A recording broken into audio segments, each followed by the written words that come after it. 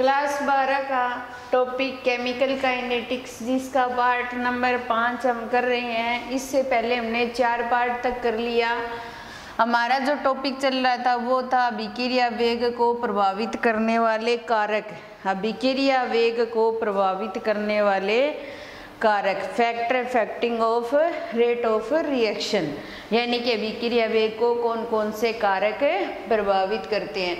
सबसे पहले हमने सांद्रता की बात की कि जब हम रिएक्टेंट को प्रोडक्ट में चेंज करते हैं तो रिएक्टेंट और प्रोडक्ट की सांद्रता में चेंज आता है। जैसे जैसे चेंज आता है अभिक्रिया वेग प्रभावित होता है। अगर सांद्रता अधिक होगी तो अभिक्रिया वेग भी ज़्यादा होगा। क्यों? क्योंकि अभिक्रिया वेग अभिकारकों की सांद्रता के समानुपाती होता है। ये बात हमने कर ली थी। उसके बाद में टेम्परेचर, अगर टेम्परेचर को भी बढ़ाया जाए तो अभिक्रिया का वेग बढ़ता जाता है। अगर एक साथ 10 डिग्री सेंटीग्रेड टेम्परेचर बढ़ा दिया जाए तो अभिक्रिया का जो वेग है वो 2 गुना या 3 गुना हो जाता है। यहाँ तक हमारी बात हो गई थी। उसके बाद में आता है अभिकारकों व उत्पादों की प्रकृति। क्योंकि हम कोई भी रिएक्शन करवाते हैं तो रिएक्टेंट से क्या बनाते हैं? प्रोडक्ट बनाते हैं। तो अभिक्रिया वेग, जाहिर सी बात है कि रिएक्टेंट और प्रोडक्ट अभिकारक और उत्पाद पर क्या करेगा? डिपेंड करेगा। क्योंकि अभिकारक क्या कर रहा है? बॉन्ड तोड़ रहा है और उत्पाद बनेगा तो नए बंध बनेंगे। तो इसीलिए अभिकारक व उत्पादों की जो प्रकृति होती है वो अभिक्रिया वेग को प्रभावित करती है। जैसे मान लो एक रिएक्शन है NO+O2, अभिक्रिया करवा रहे हैं हम, ठीक है, और यहाँ पर क्या बन रहा है? NO2 बन रहा है, ठीक है। इसी प्रकार एक रिएक्शन और ले लेते हैं, CO के साथ ऑक्सीजन की अभिक्रिया करवाई जाए 2CO2 बन जाएगा और ये 2NO2 बन रहा है। दोनों में सेम ही कंडीशन है, बॉन्ड बन रहे हैं, बॉन्ड टूट रहे हैं, ये दोनों कंडीशन। अब देखो रिएक्टेंट जो होते हैं वो क्या करते हैं? बॉन्ड तोड़ते हैं और प्रोडक्ट बनते हैं, तब नए बंध बनते हैं। तो NO2 जो बन रहा है वो तो क्या हो रहा है? तीव्र गति से हो रही है ये अभिक्रिया, और ये क्या हो रही है? मंद गति से हो रही है। तो अभिकारक और उत्पाद जो होते हैं वो अभिक्रिया वेग को प्रभावित निश्चित रूप से करते हैं। उसके बाद में आता है स्थायी क्षेत्रफल। स्थायी क्षेत्रफल या फिर इसका एक नाम और है पृष्ठीय क्षेत्रफल। पृष्ठीय क्षेत्रफल बोल सकते हैं या फिर बोला जा सकता है सरफेस एरिया। अब देखो कोई भी पदार्थ जितना स्थान घेरता है वो उसका क्या होता है? पृष्ठीय क्षेत्रफल होता है। हमने क्या किया? कोई भी पदार्थ है, रिएक्शन करवा रहे हैं, हम बड़े बड़े टुकड़ों में ले लिया, रिएक्शन करवाएंगे तो जल्दी रिएक्शन नहीं होगी। उन्हीं बड़े बड़े टुकड़ों को अगर छोटा कर दिया जाए, पाउडर के रूप में कर दिया जाए, एक मान लो इतना बड़ा टुकड़ा है, उसको यहाँ रखा तो इसने थोड़ा सा स्थान घेरा, इसी टुकड़े को पाउडर के रूप में ले लेंगे तो ये क्या करेगा? ज़्यादा स्थान घेरेगा, और ज़्यादा स्थान घेरेगा तो इसका मतलब उसका पृष्ठीय क्षेत्रफल क्या हो जाएगा? ज़्यादा हो जाएगा। और पृष्ठीय क्षेत्रफल अगर ज़्यादा होता है या कणों का आकार जो छोटा होता है वो जल्दी रिएक्शन करते हैं तो अभिक्रिया का वेग ज़्यादा होता है। तो अभिक्रिया का जो वेग है वो कणों के आकार के समानुपाती होगा या कणों के आकार पर डिपेंड करेगा। कणों के आकार पर डिपेंड करेगा। कणों का आकार जितना छोटा होगा उस अभिक्रिया वेग उतना ही अधिक होगा। एक तो बड़ा सा टुकड़ा ले ले, रिएक्शन करवाए, इतनी जल्दी रिएक्शन नहीं होती, और उसी टुकड़े को पाउडर के रूप में लेंगे तो जल्दी से घुल जाएगा, तो जल्दी से आसानी से रिएक्शन हो सकती है। इसलिए पृष्ठीय क्षेत्रफल और जो स्थायी क्षेत्रफल या सरफेस एरिया जो होता है वो अभिक्रिया वेग को प्रभावित निश्चित रूप से करता है। फिर उसके बाद में अगला कारक आता है उत्प्रेरक का प्रभाव। उत्प्रेरक का प्रभाव। अब उत्प्रेरक क्या होता है? उत्प्रेरक एक ऐसा पदार्थ होता है जो अपने अंदर रासायनिक परिवर्तन नहीं करता लेकिन अभिक्रिया के अंदर भाग लेकर अभिक्रिया के वेग को बढ़ा देता है। वो क्या होता है? उत्प्रेरक होता है। अपने अंदर कोई परिवर्तन नहीं करेगा, रिएक्टेंट के साथ जोड़ देंगे, प्रोडक्ट के साथ हमें वापिस मिल जाएगा, तो वो क्या होगा? उत्प्रेरक होगा। अगर उत्प्रेरक का इसको एक डायग्राम के आधार पर देखें तो स्थितिज ऊर्जा और अभिक्रिया निर्देशांक, अभिक्रिया निर्देशांक, क्योंकि उत्प्रेरक की उपस्थिति में अभिक्रिया जो होती है वो फास्ट होती है। मान लो ये कोई भी अभिक्रिया करवा रहे हम, यहाँ पर क्या ले रहे हैं, अभिकारक ले रहे हैं, क्या ले रहे हैं, अभिकारक, ठीक है, और यहाँ क्या ले रहे हैं, उत्पाद ले रहे हैं, ठीक है। ये क्या हो रही है, अभिक्रिया उत्प्रेरक की अनुपस्थिति में हो रही है। क्या हो रही है, उत्प्रेरक की अनुपस्थिति में हो रही है, ठीक है। अब इसी अभिक्रिया को हम क्या करवा दे, उत्प्रेरक की उपस्थिति में करवा दे तो ये जल्दी सी हो जाएगी। तो ये क्या हो रही है, उत्प्रेरक की उपस्थिति में हो रही है। तो उत्प्रेरक क्या करता है, जल्दी सी उस रिएक्शन को करवा देता है। कहने का मतलब ये है कि वो क्या करता है, स्कीरण ऊर्जा को कम कर देता है। अब देखो स्कीरण ऊर्जा क्या होती है, अभिकारक को उत्पाद में बदलने के लिए जितनी एनर्जी चाहिए वो क्या होती है, एक्टिवेशन एनर्जी होती है। ये एक्टिवेशन एनर्जी फर्स्ट हो गई, जिसके अंदर स्कीरण ऊर्जा का मान क्या है, ज़्यादा है। और सेकंड के अंदर स्कीरण ऊर्जा इतनी हुई, ये एक्टिवेशन एनर्जी क्या हो गई, सेकंड हो गई। एक्टिवेशन एनर्जी सेकंड का मान जो है वो फर्स्ट की तुलना में कम है। क्यों है, क्योंकि वो क्या हो रही है, उत्प्रेरक की उपस्थिति में अभिक्रिया हो रही है, और उत्प्रेरक की उपस्थिति में अभिक्रिया क्या होती है, फास्ट होती है। या ऐसे कह सकते हैं कि जिस अभिक्रिया की स्कीर्ण ऊर्जा का मान कम होगा या जिसके अंदर स्कीर्ण ऊर्जा कम हो जाएगी, वो अभिक्रिया उतनी ही फास्ट होगी और उसका अभिक्रिया वेग भी उतना ही ज़्यादा होगा। जैसे हम क्या करवाए, एसिटिक एस्टर का क्या करवाए, जल अपघटन करवाए। एसिटिक एस्टर का जल अपघटन करवा रहे हम, कल भी करवाए थे मैंने ये रिएक्शन। ये एक प्रथम कोटि की अभिक्रिया होती है। तो क्या बनता है, एसिटिक एसिड और एथेनॉल प्राप्त होता है। एसिटिक और एसिड व एथेनॉल, इसको बोलेंगे एसिटिक एसिड। ये क्या होगा, एसिटिक एसिड, और ये क्या हो जाएगा, एथेनॉल। और ये क्या है, एस्टर। तो एस्टर का जब जल अपघटन करवाते हैं तो हमें एसिटिक एसिड और एस्टर प्राप्त होता है। ये अभिक्रिया अगर बिना उत्प्रेरक की उपस्थिति में करवाई जाए तो काफ़ी टाइम लगता है इस अभिक्रिया को होने में, लेकिन इसके अंदर इसका अम्लीय जल अपघटन करवाया जाए या अम्ल की उपस्थिति में यही अभिक्रिया करवाई जाए तो बहुत फास्ट हो जाती है। क्यों जाती है, क्योंकि वहाँ पर एसिड जो है वो उत्प्रेरक की तरह काम कर रहा है। एसिड जो है वो उत्प्रेरक की तरह काम करता है। तो उत्प्रेरक एक ऐसा पदार्थ होता है जो अपने अंदर रासायनिक परिवर्तन नहीं करता, लेकिन रासायनिक अभिक्रिया को जल्दी करवा देता है या अभिकारक को उत्पाद में जल्दी बदल देता है।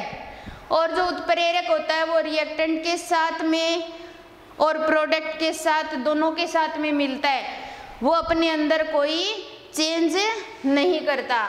तो ये था उत्प्रेरक का प्रभाव जो अभिक्रिया वेग को प्रभावित करता है। फिर उसके बाद में आता है विकिरण द्वारा। विकिरण द्वारा का मतलब ये हो गया कि हम कोई भी रिएक्शन करवा रहे हैं और उस रिएक्शन को करवाने के दौरान प्रकाश की या आदर्श या परावैंगनी प्रकाश की उपस्थिति ली जाए तो लेने से वो अभिक्रिया क्या होती है, फास्ट होती है। जैसे H2+Cl2 अभिक्रिया करवाई जाए और ये अभिक्रिया हम अंधेरे में करवा रहे हैं। कैसे करवा रहे हैं, अंधेरे में, और यहाँ पर हमें HCl या 2HCl प्राप्त होता है और ये अभिक्रिया एक मंद अभिक्रिया मानी जाती है, धीरे धीरे होती है। लेकिन इसी अभिक्रिया को सूर्य की प्रकाश में करवाया जाए, सूर्य के प्रकाश में करवाया जाए तो प्रोडक्ट तो यही बनेगा, लेकिन रिएक्शन बहुत जल्दी होगी। और रिएक्शन कैसे होगी, विस्फोट के साथ होगी। तो विस्फोट के साथ रिएक्शन हो सकती है। तो इस प्रकार विकिरण द्वारा भी अभिक्रिया वेग को प्रभावित किया जा सकता है। जो अभिक्रिया जितनी फास्ट होगी उसका अभिक्रिया वेग उतना ही होगा। तो ये कारक थे अभिक्रिया वेग को प्रभावित करने वाले। एक बार वापिस देखो, सांद्रता, सांद्रता का मान जितना ज़्यादा होगा अभिक्रिया वेग उतना ही अधिक होगा। क्यों, क्योंकि अभिक्रिया वेग अभिकारकों की सांद्रता के समानुपाती होता है। टेम्परेचर बढ़ाएंगे तो अभिक्रिया बढ़ती जाएगी। अगर 10 डिग्री सेंटीग्रेड टेम्परेचर एक साथ बढ़ा दिया जाए तो अभिक्रिया 2 से 3 गुना होने लग जाती है। अभिक्रिया क्या होती है, 2 से 3 गुना होने लग जाती है। अभिकारकों व उत्पादों की प्रकृति तीसरा कारक जो अभिक्रिया वेग को प्रभावित करता है, क्योंकि कोई भी अभिक्रिया होती है तो अभिकारक व उत्पाद के अंदर ही नए बंध या पुराने बंध टूटते हैं और नए बंध बनते हैं। तो अभिकारक उत्पादों की प्रकृति पर भी अभिक्रिया वेग डिपेंड करता है। पृष्ठीय क्षेत्रफल जितना ज़्यादा होगा अभिक्रिया वेग उतना ही ज़्यादा होगा, या कणों का आकार जितना छोटा होगा उसका अभिक्रिया वेग उतना ही अधिक होगा। उत्प्रेरक का प्रभाव, उत्प्रेरक की उपस्थिति में अभिक्रिया होती है तो उसकी किरण ऊर्जा कम हो जाती है और वो अभिक्रिया फास्ट होने लग जाती है। एस्टर का अम्ल या जल अपघटन करवाते हैं तो रिएक्शन बहुत फास्ट हो जाती है। उसके बाद विकिरण या प्रकाश की उपस्थिति में अभिक्रिया करवाई जाए तो विस्फोट के साथ अभिक्रिया संपन्न होती है, और यही अभिक्रिया अगर अंधेरे में करवाई जाए तो बहुत धीरे धीरे संपन्न होती है। ये था हमारा जो अभिक्रिया वेग है उसको कौन कौन से कारक प्रभावित करते हैं। कल हमने किया था अभिक्रिया कोटि। अभिक्रिया कोटि क्या होती है, घातों का जो योग होता है वो अभिक्रिया कोटि को शो करता है। अभिक्रिया कोटि शून्य भी हो सकती है, दशमलव में भी हो सकती है, भिन्न में भी हो सकती है, या फिर प्राकृत संख्या में भी हो सकती है। ये बातें हमने कल की थी। अब आता है अभिक्रिया कोटि के प्रकार। अभिक्रिया कोटियों के प्रकार, अभिक्रिया कोटियों के प्रकार। और सबसे पहले यहाँ पर हम जो लेने वाले हैं वो है शून्य कोटि की अभिक्रिया। शून्य कोटि की अभिक्रिया, तो आज हम शून्य कोटि की अभिक्रिया के बारे में पढ़ेंगे। तो शून्य कोटि की अभिक्रिया ऐसी अभिक्रिया जिसके अंदर अभिक्रिया वेग अभिकारक की सांद्रता पर डिपेंड नहीं करता, या अपने ऐसे कह सकते हैं कि अभिकारक की शून्य घात के क्या होता है, समानुपाती होता है। तो अपने जैसे मान लो कोई भी रिएक्शन हो, इसके लिए जो अभिकार वेग स्थिरांक जो काम में ले रहे हैं वो k0 ले रहे हैं और उत्पाद में बदल रहा है। तो जो शून्य कोटि की अभिक्रिया होती है उसके अभिक्रिया वेग को लिखेंगे तो हम ऐसे लिख सकते हैं, अभिक्रिया वेग बराबर, इसको लिखेंगे तो ऐसे लिखेंगे dA बटा में dt, ऐसे लिखा जाएगा बराबर। मान लो अभिक्रिया वेग को हम ऐसे शो कर लेते हैं dx बटा में dt ऑल ओवर, क्योंकि जब हमें किसी के लिए भी शो करना अभिक्रिया वेग तो ऐसे शो कर सकते हैं। ये समानुपाती होता है ये अभिकारक की शून्य घात के। शून्य घात है इसका मतलब अभिक्रिया वेग जो है वो अभिकारक की सांद्रता पर डिपेंड नहीं करता, अभिकारक की सांद्रता पर डिपेंड नहीं करता। ये ले ली हमने इक्वेशन, फर्स्ट इक्वेशन, या हम कह सकते हैं शून्य घात के क्या होगा, समानुपाती होगा dx बटा में dt। समानुपाती का निशान हटाएंगे तो k0 लिया हमने यहाँ पर वेग स्थिरांक, और यहाँ पर क्या जाएगा a की घात शून्य, और a की घात अगर शून्य होती है तो उसका मान हमेशा ही क्या आता है, 1 आता है। ठीक है, यहाँ मान रखेंगे अपने, ये नंबर 1 इक्वेशन थी हमारी, dx बटा में dt मान रखेंगे तो k0 आ जाएगा। ठीक है, ये इक्वेशन प्राप्त होगी हमें नंबर 2 इक्वेशन। ठीक है, इस इक्वेशन को dx बराबर k0 और इस dt की मल्टीप्लाई इसके साथ कर दें तो ये इक्वेशन नंबर क्या आ जाएगी, 3 आ जाएगी। अब हम ऐसे कह सकते हैं कि इक्वेशन 3 का समाकलन करने पर, इक्वेशन 3 का समाकलन करने पर, तो अगर समाकलन करते हैं, अवकलन करते हैं तो कोई भी ग्रुप होता है उसके साथ d जुड़ता है, और जब समाकलन करेंगे तो d हट जाता है। इसका समाकलन करेंगे इस तरीके से लिख देते हैं एक बार समाकलन की फॉर्म में, जो कोस्टेंट होता है वो बाहर आ जाता है, d और d। इसको हल करेंगे तो इसका समाकलन करने पर x आएगा, और k0 और dt का समाकलन करने पर t आएगा, d हट जाएगा, और प्लस एक समाकलन स्थिरांक भी लगता है। तो ये इक्वेशन नंबर क्या आ गई, 4 आ गई, और c यहाँ पर क्या है, एक समाकलन स्थिरांक है।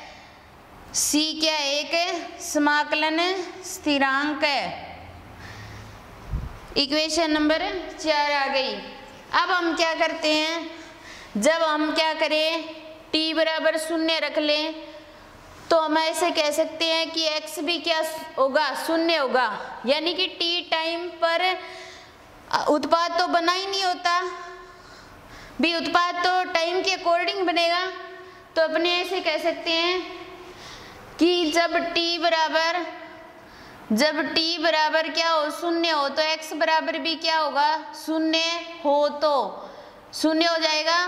तो इक्वेशन 4 से इक्वेशन 4 लेंगे, x की जगह 0 रख देंगे, t की जगह 0 रख देंगे, तो 0 बराबर k0 इंटू में क्या जाएगा 0 और प्लस में c, तो 0 का 0, इसके साथ मल्टीप्लाई करोगे तो 0 की किसी के साथ मल्टीप्लाई की जाती है तो क्या आता है, 0 आता है, प्लस में c, तो c को 0 के साथ जोड़ते हैं, किसी भी संख्या को 0 के साथ जोड़ते हैं तो वैसे ही आ जाती है वो, तो c का मान क्या आ जाएगा, 0 आ जाएगा।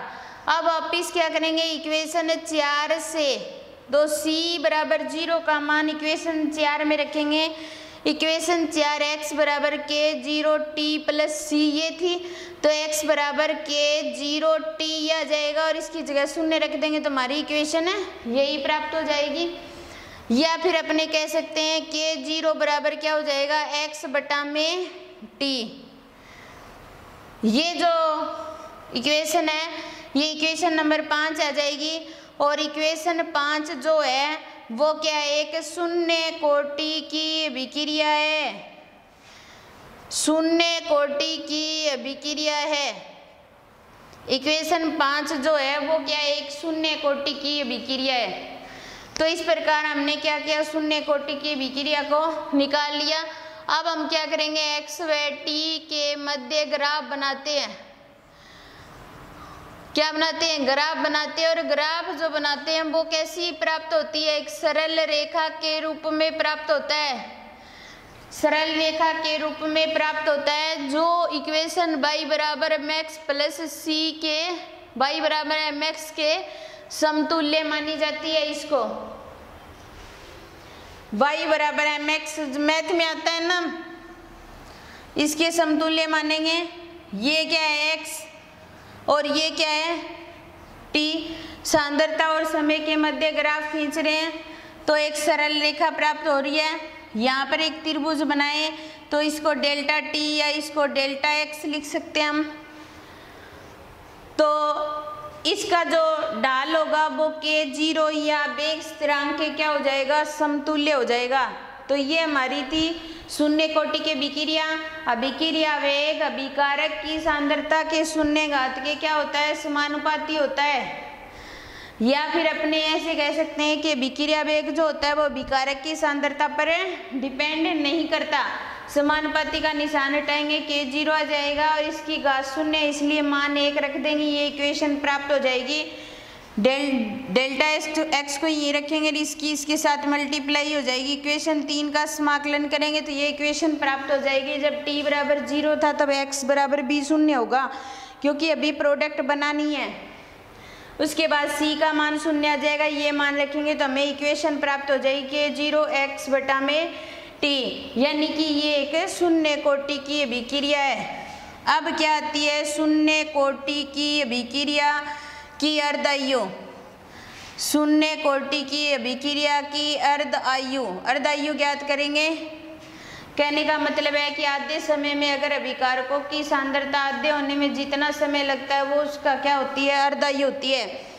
अभिकारकों की सांद्रता के आधे होने में जितना समय लगता है वो उसकी क्या होती है, अर्ध आयु होती है। तो हमारी शून्य कोटि की इक्वेशन ये थी। मैं ऐसे कह दूं कि t बराबर क्या हो जाएगा, t हाफ हो जाएगा, तो x बराबर भी क्या हो जाएगा, हाफ हो जाएगा। क्यों, क्योंकि अपने क्या करते हैं, प्रारंभिक सांद्रता क्या लेते हैं, a लेते हैं, और अंतिम सांद्रता क्या होती है, 0 होती है। और फिर उसके बाद में अगर सांद्रता के पद में लिया जाए तो a माइनस एक्स, और ये क्या हो जाता है, x हो जाता है। ये कंडीशन रखते हैं अपने। रासायनिक साम्य वाले चैप्टर में आपने 11वीं क्लास में पढ़ा था। तो x बराबर प्रारंभिक सांद्रता A और प्रारंभिक सांद्रता के आधे होने में तो बटा में 2 करेंगे, 1 का आधा करते हैं तो बटा में 2 ही लगाते हैं, तो A बटा में 2 हो जाएगी। ये वैल्यू यहाँ रखेंगे तो K0 बराबर A बटा में 2 बटा में T हाफ, और T हाफ ही ज्ञात करना है अर्धायु, तो A बटा में 2 और ये K0 नीचे आ जाएगा। तो इस प्रकार हमें अर्धायु का सूत्र मिल गया है A बटा में 2K0। तो ये क्या होती है, शून्य कोटि की अर्धायु होती है। किसी भी अभिकारकों की सांद्रता के आधे होने में जितना समय लगता है वो उसकी अर्धायु होती है। तो ये हमारी थी शून्य कोटि की अभिक्रिया, और शून्य कोटि की अभिक्रिया तो हो गई। इसके एग्जाम्पल लेते हैं अपने शून्य कोटि की अभिक्रिया के उदाहरण। आज हम शून्य कोटि की अभिक्रिया को कंप्लीट कर लेते हैं। जैसे H2 + I2 क्या बन जाएगा, 2HI। ये क्या है, एक शून्य कोटि की अभिक्रिया। या फिर अपने क्या कहें, NH3 का अपघटन करवाएं और N2 + 3H2 के अंदर, तो ये भी क्या होती है, एक शून्य कोटि की अभिक्रिया होती है जो टंगस्टन की प्रेजेंस में ली जाती है। या फास्पिन, इसको क्या बोलते हैं, फास्पिन। और फास्पिन को मोलिब्डेनम की उपस्थिति में करवाया जाए तो फास्पिन और हाइड्रोजन मुक्त हो जाएंगी। तो ये भी क्या है, एक शून्य कोटि की अभिक्रिया है। तो यहाँ पर ये शून्य कोटि की अभिक्रिया NH3 का अपघटन करवाया, ये शून्य, और ये फास्पिन। ये क्या करते हैं, अभिक्रिया वेग अभिकारकों की सांद्रता पर डिपेंड नहीं करता, यह अभिकारकों की शून्य घात के क्या होता है, समानुपाती होता है। तो ये हमारी थी शून्य कोटि की अभिक्रिया। उसके बाद में प्रथम कोटि की अभिक्रिया भी आएगी, वो हम कल करेंगे। धन्यवाद।